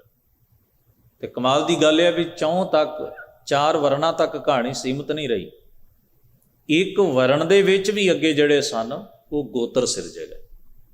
ਹੁਣ ਇੱਕ ਬ੍ਰਾਹਮਣ ਇਸ ਕਰਕੇ ਸਭ ਤੋਂ ਪਹਿਲਾਂ ਤਾਂ ਦੂਜਿਆਂ ਨਾਲ ਕਹਿੰਦਾ ਵੀ ਮੇਰਾ ਵਰਣ ਸਭ ਤੋਂ ਉੱਚਾ ਹੈ, ਤੇ ਐਸਾ ਨਹੀਂ ਵੀ ਉਸ ਵਰਣ ਵਿੱਚ ਪੈਦਾ ਹੋਏ ਨੂੰ ਭੇਦਭਾਵ ਨਹੀਂ ਸਹਿਣਾ ਪੈਂਦਾ। ਉਹਦੇ ਵਿੱਚ ਵੀ ਅੱਗੇ ਇੱਕ ਮਸਲਾ ਹੈ ਵੀ ਮੇਰਾ ਬ੍ਰਾਹਮਣ ਗੋਤਰ ਸਭ ਤੋਂ ਉੱਚਾ ਹੈ ਦੂਜੇ ਦੇ ਗੋਤਰ ਨਾਲ। ਮੇਰਾ ਗੋਤਰ, ਬ੍ਰਾਹਮਣ ਹੁੰਦੇ ਹੋਏ ਵੀ ਮੇਰਾ ਗੋਤਰ ਉੱਚਾ, ਦੂਜਾ ਕਹੇਗਾ ਮੇਰਾ ਗੋਤਰ, ਤੇਰਾ ਗੋਤਰ ਨਹੀਂ ਮੈਂ। ਔਰ ਇਹ ਪ੍ਰੋਬਲਮ ਇੱਕ ਵਰਣ ਵਿੱਚ ਨਹੀਂ, ਬ੍ਰਾਹਮਣਾਂ ਵਿੱਚ ਗੋਤਰ ਦੀ ਪ੍ਰੋਬਲਮ ਅੱਗੇ ਹੈ। ਫਿਰ ਉੱਥੇ ਅਮੀਰੀ ਗਰੀਬੀ ਦਾ ਕਾਰਨ ਵੀ ਬਣਦਾ ਹੈ, ਉੱਥੇ ਸਮਾਜਿਕ ਸਟੇਟਸ, ਸਮਾਜਿਕ ਸਿੰਬਲ ਦੀ ਵਜ੍ਹਾ ਵੀ ਬਣਦੀ ਹੈ। ਇਸੇ ਤਰ੍ਹਾਂ ਖੱਤਰੀਆਂ ਵਿੱਚ ਵੀ ਗੋਤਰ, ਆਰਥਿਕਤਾ, ਸਮਾਜਿਕ ਸਟੇਟਸ, ਇਹ ਸਾਰੀਆਂ ਚੀਜ਼ਾਂ ਵੀ ਤੈਅ ਕਰਦੀਆਂ ਨੇ ਵੀ ਕਿਹੜਾ ਬੰਦਾ ਸਤਿਕਾਰ ਦਾ ਅਧਿਕਾਰੀ ਹੋਏਗਾ। ਵੈਸ਼ਾਂ 'ਚ ਵੀ ਔਰ ਸ਼ੂਦਰਾਂ 'ਚ ਵੀ ਹੈ। ਮੈਂ ਕਈ ਵਾਰ ਇਹ ਉਦਾਹਰਣ ਸਾਂਝੀ ਕੀਤੀ ਹੈ। ਕੀ ਕਾਰਨ ਰਿਹਾ ਹੋਏਗਾ, ਇਹ ਕੋਈ ਬਲੇਮ ਨਹੀਂ ਹੈ, ਪਰ ਇਹ ਸਿਚੁਏਸ਼ਨ ਦੇ ਮੰਥਨ ਵਿੱਚੋਂ ਨਿਕਲੀ ਹੋਈ ਖੇਡ ਹੈ। ਕੀ ਕਾਰਨ ਰਿਹਾ ਹੋਏਗਾ ਵੀ ਇੱਕ ਭਗਤ ਸਾਹਿਬਾਨ ਦੇ ਪੈਰੋਕਾਰਾਂ ਨੇ ਦੂਜੇ ਭਗਤ ਸਾਹਿਬਾਨ ਦੀ ਬਾਣੀ ਨੂੰ ਆਪਣੀ ਧਰਮਸ਼ਾਲ ਵਿੱਚ ਗਾਉਣ ਦਾ ਯਤਨ ਨਹੀਂ ਕੀਤਾ। ਇਹਨੂੰ ਸਮਾਜਿਕ ਹਾਲਾਤ ਵਿੱਚ ਸਮਝਣ ਦੀ, ਇੱਥੋਂ ਸਾਨੂੰ ਗੁਰੂ ਨਾਨਕ ਸਾਹਿਬ ਦੀ ਵਡਿਆਈ ਉੱਤਮ। ਅੱਜ ਸਦੀਆਂ ਬੀਤਣ ਤੋਂ ਬਾਅਦ ਕੋਈ ਵੀ ਕਹਿ ਸਕਦਾ ਹੈ, ਕੋਈ ਕੁਝ ਵੀ ਸਟੇਟਮੈਂਟ ਦੇ ਸਕਦਾ ਹੈ। ਅੱਜ ਜਿਸ ਦਾਇਰੇ 'ਚ ਦੁਨੀਆ ਜੀ ਰਹੀ ਹੈ, ਉਹਨੂੰ ਲੱਗਦਾ ਵੀ ਸਦੀਆਂ ਪਹਿਲਾਂ ਵੀ ਇਸ ਤਰ੍ਹਾਂ ਦਾ ਹੀ ਕੰਮ ਚੱਲ ਰਿਹਾ ਸੀ। ਪਰ ਕੀ ਕਾਰਨ ਹੈ? ਭਗਤ ਕਬੀਰ ਸਾਹਿਬ ਮਹਾਰਾਜ ਦੇ ਅਨੁਯਾਈਆਂ ਨੇ ਭਗਤ ਨਾਮਦੇਵ ਸਾਹਿਬ ਦੀ ਬਾਣੀ ਨੂੰ ਆਪਣੀ ਭਗਤ ਕਬੀਰ ਸਾਹਿਬ ਦੀ ਬਾਣੀ ਨਾਲ ਇਕੱਠਿਆਂ ਨਹੀਂ ਕੀਤਾ। ਇਹ ਕੰਮ ਗੁਰੂ ਨਾਨਕ ਸਾਹਿਬ ਨੇ ਕੀਤਾ। ਕੀ ਵਜ੍ਹਾ ਹੈ? ਸਮਕਾਲੀ ਹੋਣ ਦੇ ਬਾਵਜੂਦ ਵੀ ਸਭਨਾ ਭਗਤਾਂ ਦੇ ਪੈਰੋਕਾਰ ਇੱਕ ਪਲੇਟਫਾਰਮ ਤੇ ਨਹੀਂ ਆ ਸਕੇ। ਗੁਰੂ ਨਾਨਕ ਸਾਹਿਬ ਮਹਾਰਾਜ ਨੇ ਉਹਨਾਂ ਮਹਾਨ ਮਹਾਂਪੁਰਖਾਂ ਦੀ ਬਾਣੀ ਨੂੰ, ਉਹਦਾ ਕਾਰਨ ਹੈ ਜਿਹੜੀ ਮਿਹਨਤ, ਜਿਸ ਲਗਨ ਨਾਲ, ਜਿਸ ਸ਼ਿੱਦਤ ਤੇ ਕੁਰਬਾਨੀ ਦੇ ਨਾਲ ਮਹਾਨ ਭਗਤ ਸਾਹਿਬਾਨਾਂ ਨੇ ਇਹ ਕਾਰਜ ਆਰੰਭਿਆ ਸੀ। ਸਮਾਜ ਦੇ ਸਟਰਕਚਰ ਤੇ ਖਾਨਿਆਂ ਵਿੱਚ ਫਸੇ ਹੋਏ ਅਨਿਆਈ ਜਿਹੜੇ ਸਨ, ਉਹਨਾਂ ਨੂੰ ਕੋਈ ਤੋੜ ਨਹੀਂ ਸੀ ਲੱਭ ਰਿਹਾ ਵੀ ਜਾਈਏ ਕਿੱਥੇ। ਅਸੀਂ ਇਹ ਤੇ ਮੰਨਦੇ ਹਾਂ ਵੀ ਜਾਤ ਕੁਲ ਦਾ ਗਰਵ ਤੇ ਗਰੂਰ ਤਿਆਗਣਾ ਹੁੰਦਾ ਹੈ। ਅਸੀਂ ਇਹ ਵੀ ਮੰਨਦੇ ਹਾਂ ਕਿ ਸਰਵ ਮਾਨਵਤਾ ਵਿੱਚ ਇੱਕ ਨਿਰਗੁਣ ਪਰਮੇਸ਼ਰ ਵਾਹਿਗੁਰੂ ਸਰਗੁਣ ਵਿੱਚ ਮੌਜੂਦ ਹੈ। ਪਰ ਇਹਨੂੰ ਤੋੜੀਏ ਕਿਵੇਂ? ਵਿਜ਼ਨ ਤੇ ਹੈ, ਪ੍ਰੈਕਟੀਕਲ ਕਿਵੇਂ ਹੋਵੇ। ਤੇ ਇਹ ਸੌਖਾ ਨਹੀਂ ਸੀ। ਜਿਹੜਾ ਇਹਨਾਂ ਖਾਨਿਆਂ ਨੂੰ ਪ੍ਰੈਕਟੀਕਲੀ ਲੰਘਣ ਦੀ ਕੋਸ਼ਿਸ਼ ਕਰੇਗਾ ਉਹਨੂੰ ਬਹੁਤ ਵੱਡੀ ਪ੍ਰੋਬਲਮ ਫੇਸ ਕਰਨੀ ਪਏਗੀ ਸਥਾਪਤ ਵਰਗ ਵੱਲੋਂ। ਉਹ ਹਰ ਜਾਤ ਵਿੱਚ ਬੈਠਾ ਹੈ, ਉਹ ਹਰ ਵਰਣ ਵਿੱਚ ਬੈਠਾ ਹੈ, ਉਹ ਇਕੱਲਾ ਬ੍ਰਾਹਮਣ ਹੀ ਨਹੀਂ ਹੈ, ਉਹ ਹਰ ਵਰਣ ਦੇ ਵਿੱਚ ਬੈਠਾ ਹੋਇਆ ਹੈ। ਹੁਣ ਜਿਹੜੇ ਬੰਦੇ ਸਮਾਜਿਕ ਸਿੰਬਲ ਜਾਂ ਸਮਾਜਿਕ ਸਟੇਟਸ ਦੀ ਵਜ੍ਹਾ ਕਰਕੇ ਐਸਟੈਬਲਿਸ਼ ਨੇ, ਭਾਵੇਂ ਉਹ ਸਾਡੀ ਬਰਾਦਰੀ ਦੇ ਹੀ ਕਿਉਂ ਨਾ ਹੋਣ, ਤੁਸੀਂ ਉਹਨਾਂ ਨੂੰ ਲੰਘ ਕੇ ਵਿਖਾਓ, ਲੰਘਣ ਨਹੀਂ ਦੇਣਗੇ ਤੁਹਾਨੂੰ, ਭਾਵੇਂ ਤੁਸੀਂ ਕਿੰਨੀ ਇਮਾਨਦਾਰੀ ਨਾਲ ਵੀ ਸ਼ਿੱਦਤ ਨਾਲ ਵੀ ਤੁਰਨਾ ਚਾਹੋ। ਇੱਕ ਵਿਆਪਕ ਪ੍ਰੋਬਲਮ ਹੈ, ਇਹ ਰੋਗ ਮਨੁੱਖ ਦੇ ਅੰਦਰ ਹੈ। ਸਤਿਗੁਰੂ ਨੇ ਇਸ ਨੂੰ ਅੰਦਰੋਂ ਸਭ ਤੋਂ ਪਹਿਲਾਂ ਕੱਢਣ ਦਾ ਯਤਨ ਕੀਤਾ ਵੀ ਬਾਹਰ ਲੜਾਈ ਤਾਂ ਲੜੀ ਜਾ ਸਕਦੀ ਜੇ ਤੁਹਾਡੇ ਅੰਦਰੋਂ ਇਸ ਬਿਮਾਰੀ ਦੇ ਕਣ ਮੁੱਕ ਗਏ ਹਨ, ਨਹੀਂ ਤੇ ਬਿਮਾਰ ਆਦਮੀ ਕੀ ਲੜੇਗਾ, ਨਹੀਂ ਲੜ ਸਕਦਾ। ਤੋ ਇੱਥੇ ਹਜ਼ੂਰ ਮਹਾਰਾਜ ਬਖਸ਼ਿਸ਼ ਕਰਦੇ ਹਨ, ਜਾਤ ਦੀ ਤੇ ਕੁੱਲ ਦੀ ਹਉਮੈ ਹਰੀ ਜਾਨੀ ਕਿ ਖਤਮ ਹੋ ਜਾਂਦੀ। ਇਹ ਮਾਇਨੇ ਨਹੀਂ ਰੱਖਦਾ ਵੀ ਮੈਂ ਕਿਸ ਬਿਰਾਦਰੀ ਜਾਂ ਕੁੱਲ ਜਾਂ ਕਿਸ ਵਰਣ ਵਿੱਚ ਪੈਦਾ ਹੋਇਆ। ਮਾਇਨੇ ਇਹ ਰੱਖਦਾ ਹੈ ਕਿ ਮੇਰਾ ਕਰਮ ਕੀ ਹੈ, ਮੇਰੇ ਫਰਜ਼ ਕੀ ਹਨ, ਮੈਂ ਜਿਉਂਦਾ ਕਿਵੇਂ ਹਾਂ। ਤੋ ਅੱਗੇ ਬਚਨ ਕਰਦੇ ਨੇ, ਸੋ ਹਰ ਅੰਧਲੇ ਕੀ ਲਾਕਰੀ, ਅੰਧੇ ਦੀ ਲਾਠੀ ਵਾਂਗ ਹੈ ਰੱਬ ਦਾ ਨਾਮ। ਜਿਸ ਪਰਮੇਸ਼ਰ ਨੂੰ ਮੈਂ ਜਾਣਦਾ ਉਸ ਦਾ ਅਹਿਸਾਸ ਮੈਨੂੰ ਅੰਧੇ ਨੂੰ ਡੰਗੋਰੀ ਵਾਂਗ ਸਹਾਰਾ ਦਿੰਦਾ। ਆਤਮਿਕ ਮਾਰਗ ਦੇ ਉੱਤੇ ਮੇਰਾ ਸਹਾਰਾ ਬਣਦਾ ਹੈ, ਮੈਨੂੰ ਰਾਹ ਦੱਸਦਾ ਹੈ, ਮਾਰਗਦਰਸ਼ਕ ਬਣਦਾ ਹੈ।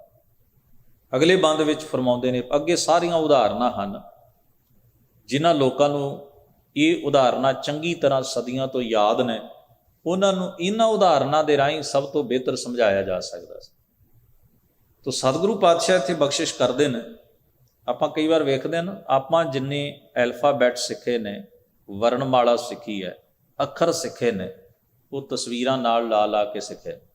ਸਭ ਤੋਂ ਸੌਖਾ ਪੈਟਰਨ ਇਹੀ ਹੁੰਦਾ ਕਿ ਤੁਹਾਨੂੰ ਨਾਲ ਤਸਵੀਰ ਵੀ ਤੁਹਾਡੇ ਕਾਇਦੇ ਤੇ ਬਣਾਈ। ਪਹਿਲਾਂ ਲੋਕ ਦੱਸਦੇ ਨੇ, ਜਦੋਂ ਛਾਪੇਖਾਨੇ ਨਹੀਂ ਸਨ, ਜ਼ਮੀਨ ਤੇ ਵਾਹ ਕੇ ਬਜ਼ੁਰਗ ਦੱਸਦੇ ਸਨ, ਜਾਂ ਆਲੇ ਦੁਆਲੇ ਦੀਆਂ ਚੀਜ਼ਾਂ ਨਾਲ ਵਰਣਮਾਲਾ ਸਿਖਾਉਂਦੇ ਸਨ। ਅੱਖਰ ਸੁਰਤ ਵਿੱਚ ਟਿਕੇ, ਸਾਹਮਣੇ ਕਿਸੇ ਦ੍ਰਿਸ਼ ਨੂੰ ਚਿੱਤਰ ਕੇ।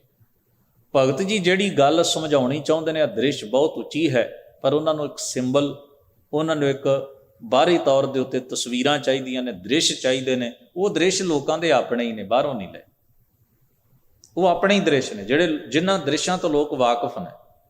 ਉਹਦੇ ਵਿੱਚ ਗਨਕਾ ਆ ਜਾਏਗੀ, ਉਹਦੇ ਵਿੱਚ ਅਜਾਮਲ ਆ ਜਾਏਗਾ, ਉਹਦੇ ਵਿੱਚ ਦ੍ਰੋਪਦ ਆ ਜਾਏਗੀ, ਉਹਦੇ 'ਚ ਕ੍ਰਿਸ਼ਨ ਜੀ ਆ ਜਾਣਗੇ, ਉਹਦੇ 'ਚ ਰਾਮ ਜੀ ਆ ਜਾਣਗੇ, ਉਹਦੇ 'ਚ ਕੌਰਵ ਤੇ ਪਾਂਡਵ ਆ ਜਾਣਗੇ, ਉਹਦੇ 'ਚ ਹਰਨਾਕਸ਼ ਤੇ ਪ੍ਰਹਲਾਦ ਆ ਜਾਣਗੇ, ਉਹਦੇ 'ਚ ਧਰੂ ਜੀ ਆ ਜਾਣਗੇ, ਸਾਰੇ ਹੀ ਆ ਜਾਣਗੇ। ਇਹ ਦ੍ਰਿਸ਼ ਲੋਕਾਂ ਨੇ ਤੱਕੇ ਹੋਏ, ਵੇਖੇ ਹੋਏ, ਇਹਨਾਂ ਤੋਂ ਲੋਕ ਜਾਣੂ ਹਨ।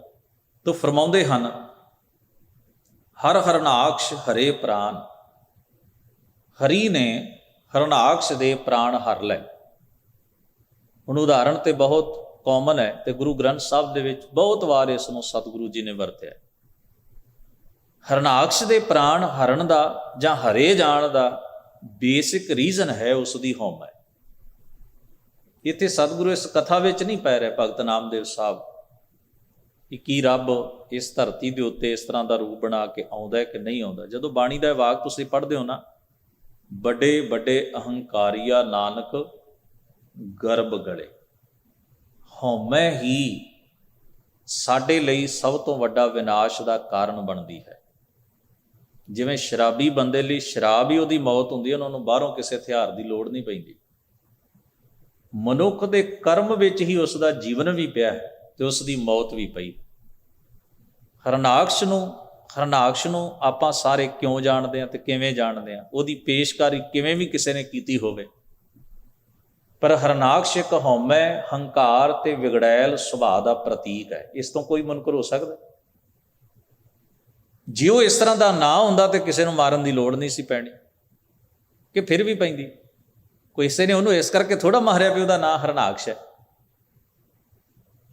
ਉਹਦੇ ਆਲੇ ਦੁਆਲੇ ਜੋ ਸਿਰਜਿਆ ਗਿਆ, ਜਿੰਨਾ ਵੀ ਉਹ ਕਥਾ ਦੇ ਵਿੱਚ ਜਿੰਨੀ ਵੀ ਉਹ ਸਾਰੀ ਦੀ ਸਾਰੀ ਸਿਚੁਏਸ਼ਨ ਕ੍ਰੀਏਟ ਕੀਤੀ ਗਈ, ਉਹਦਾ ਬੇਸ ਇਹ ਰੱਖਿਆ ਗਿਆ ਵੀ ਹਰਨਾਕਸ਼ ਇੱਕ ਹਉਮੈ ਗ੍ਰਸਤ ਵਿਅਕਤੀ ਹੈ, ਜਿਹੜਾ ਸਰਵ ਵਿਆਪਕ ਸੱਤਾ ਨੂੰ ਵੀ ਪ੍ਰਵਾਨ ਨਹੀਂ ਕਰਦਾ ਆਪਣੀ ਹਉਮੈ ਦੇ ਵਿੱਚ, ਔਰ ਖੁਦ ਨੂੰ ਖੁਦਾ ਸਮਝਦਾ। ਔਰ ਜ਼ਰੂਰ ਚਿੰਤਨ ਕਰਕੇ ਵੇਖੀਏ। ਆਪਣੇ ਆਪਣੇ ਦਾਇਰੇ 'ਚ ਅਸੀਂ ਸਾਰੇ ਖੁਦਾ ਹੀ ਹਾਂ। ਹਰਨਾਕਸ਼ ਦੀ ਜਿੰਨੀ ਕੁ ਸਪੇਸ ਸੀ ਉਹ ਵੀ ਖੁਦਾ ਸੀ। ਸਾਡੇ ਕੋਲ ਜਿੰਨੀ ਸਪੇਸ ਹੈ, ਅੱਜ ਕਿਹੜੇ ਹਰਨਾਕਸ਼ ਹੈ ਨਹੀਂ, ਬਹੁਤ ਨੇ। ਥੰਮ ਤਪਾਉਣ ਵਾਲੇ, ਗਲਾਂ 'ਚ ਟਾਇਰ ਪਾਉਣ ਵਾਲੇ, ਪਿੰਡਾਂ ਤੇ ਪਿੰਡ ਸਾੜ ਦੇਣ ਵਾਲੇ, ਮਜਾਇਲਾਂ ਸੁੱਟ ਕੇ ਬੱਚਿਆਂ ਤੱਕ ਮਾਰ ਦੇਣ ਵਾਲੇ। ਕੀ ਫਰਕ ਹੈ? ਫਰਕ ਤਾਂ ਇਹ ਹੈ ਨਾ ਵੀ ਤੁਸੀਂ ਮੇਰੀ ਅਧੀਨਗੀ ਨੂੰ ਮੰਨੋ, ਮੇਰੀ ਲੱਤ ਥੱਲਿਓ ਲੰਘੋ ਤੇ ਠੀਕ ਹੈ, ਬਦਲਵੇਂ ਰੂਪ 'ਚ ਮੈਨੂੰ ਰੱਬ ਮੰਨ ਲਓ। ਹਰਨਾਕਸ਼ ਕਹਿੰਦਾ ਮੈਂ ਰੱਬ ਹਾਂ, ਤੂੰ ਕਿਹੜੇ ਰੱਬ ਨੂੰ ਯਾਦ ਕਰਦਾ? ਪਰ ਇਸ ਕਥਾ ਦਾ ਇੱਕ ਦੂਜਾ ਪਹਿਲੂ ਇਹ ਹੈ ਵੀ ਜਦੋਂ ਵੀ ਤੁਹਾਡੀ ਈਗੋ ਖਿਲਾਫ ਸੁਰ ਉੱਠੇਗੀ ਨਾ, ਦੂਰੋਂ ਨਹੀਂ ਉੱਠੇਗੀ, ਤੁਹਾਡੇ ਘਰ 'ਚੋਂ ਉੱਠੇਗੀ ਹਮੇਸ਼ਾ। ਇਹ ਮਤ ਸੋਚੋ ਵੀ ਕੋਈ ਤੁਹਾਡੀ ਹਉਮੈ ਨੂੰ ਟੱਕਰ ਦੇਣ ਵਾਸਤੇ ਸੱਤਵੇਂ ਅਸਮਾਨ 'ਚੋਂ ਆਏਗਾ, ਤੁਹਾਡੇ ਘਰ 'ਚ ਪੈਦਾ ਹੋਏਗਾ। ਹਉਮੈ ਦਾ ਤੋੜ ਵੀ ਪਰਮੇਸ਼ਰ ਨੇ ਸਾਡੇ ਅੰਦਰ ਹੀ ਰੱਖਿਆ ਹੁੰਦਾ ਹੈ। ਸਾਡੇ ਇਰਦ ਗਿਰਦ ਜਿਹੜੀ ਸਿਚੁਏਸ਼ਨ ਅਸੀਂ ਕ੍ਰੀਏਟ ਕਰਦੇ ਹਾਂ, ਬਗਾਵਤ ਉਹਦੇ 'ਚੋਂ ਹੀ ਉਪਜਦੀ ਹੈ, ਬਾਹਰੋਂ ਨਹੀਂ ਆਉਂਦੀ। ਜਿੱਥੇ ਅਸੀਂ ਧੱਕਾ ਕਰਦੇ ਹਾਂ, ਕਰਦੇ ਜਾਂਦੇ ਹਾਂ, ਸਾਨੂੰ ਇੰਨੀ ਖੁੱਲ੍ਹ ਮਿਲ ਜਾਂਦੀ ਹੈ ਵੀ ਸਾਨੂੰ ਇਉਂ ਲੱਗਦਾ ਸਾਡੇ ਕੋਲ ਤਾਕਤ ਬਹੁਤ ਹੈ। ਪਰ ਜਿਸ ਨੂੰ ਤੁਸੀਂ ਦਬਾਇਆ ਹੈ, ਉਹਨਾਂ ਦੱਬੇ ਲੋਕਾਂ ਦੇ ਵਿੱਚੋਂ, ਜਿਨ੍ਹਾਂ ਨੂੰ ਤੁਸੀਂ ਝੰਬਿਆ ਹੈ, ਉਹਨਾਂ ਝੰਬੇ ਲੋਕਾਂ ਦੇ ਵਿੱਚੋਂ ਹੀ ਇੱਕ ਸੁਰ ਉੱਠਦੀ ਹੈ ਤੇ ਉਹ ਸਾਡੇ ਕੰਨਾਂ ਦੀ ਪਾੜ ਜਾਂਦੀ ਹੈ। ਉਹ ਜਿਹੜੀ ਬਗਾਵਤੀ ਸੁਰ ਹੈ, ਉਹਨੂੰ ਬਾਹਰੋਂ ਨਹੀਂ ਆਉਣਾ ਪੈਂਦਾ, ਉਹ ਤੁਹਾਡੇ ਘਰ 'ਚੋਂ ਉੱਠਦੀ ਹੈ, ਤੁਹਾਡੇ ਆਲੇ ਦੁਆਲੇ ਜਿੱਥੇ ਤੁਸੀਂ ਮਾਹੌਲ ਕ੍ਰੀਏਟ ਕੀਤਾ। ਤੇ ਇਸ ਉਦਾਹਰਣ ਦੇ ਬੜੇ ਪਹਿਲੂ ਨੇ, ਜਿਸ ਨੂੰ ਵਿਚਾਰਨ ਦਾ ਯਤਨ ਕਰੀਏ। ਸਤਿਗੁਰੂ ਫਰਮਾਉਂਦੇ ਨੇ, ਹਰ ਹਰਨਾਕਸ਼ ਹਰੇ ਪ੍ਰਾਨ। ਹਰੀ ਨੇ ਹਰਨਾਕਸ਼ ਦੀ ਹਉਮੈ ਕਰਕੇ ਉਸ ਦੇ ਪ੍ਰਾਣ ਹਰ ਲਏ। ਉਸ ਦੀ ਹਉਮੈ ਭਰੀ ਜ਼ਿੰਦਗੀ ਦਾ ਖਾਤਮਾ ਹੋਇਆ। ਤਾਂ ਸਾਡੇ ਲਈ ਹਰਨਾਕਸ਼ ਦਾ ਜੰਮਣਾ ਕੋਈ ਵੱਡੀ ਘਟਨਾ ਨਹੀਂ ਹੈ। ਹਰਨਾਕਸ਼ ਦਾ ਮਰਨਾ ਵੀ ਕੋਈ ਵੱਡੀ, ਉਹਨੇ ਵੈਸੇ ਵੀ ਮਰਨਾ ਹੀ ਸੀ, 200 ਸਾਲ ਹੋਰ ਜੀ ਲੈਂਦਾ ਵੱਧ ਤੋਂ ਵੱਧ। ਪਰ ਹਰਨਾਕਸ਼ ਨੂੰ ਬਣਾਇਆ ਉਹਦੀ ਈਗੋ ਨੇ ਹੈ। ਦੁਨੀਆ ਨੂੰ ਇਸ ਕਰਕੇ ਜਾਣਦੀ ਹੈ ਤੇ ਉਹਦਾ ਫਨਾ ਵੀ ਉਹਦੀ ਹਉਮੈ ਕਾਰਨ ਉਹਦੀ ਤਬਾਹੀ ਹੋਈ। ਦੁਨੀਆ ਉਹਦੀ ਤਬਾਹੀ ਨੂੰ ਵੀ ਚੇਤੇ ਰੱਖਦੀ। ਖੈਰ, ਸ਼ਬਦ ਮੇਰਾ ਹੈ।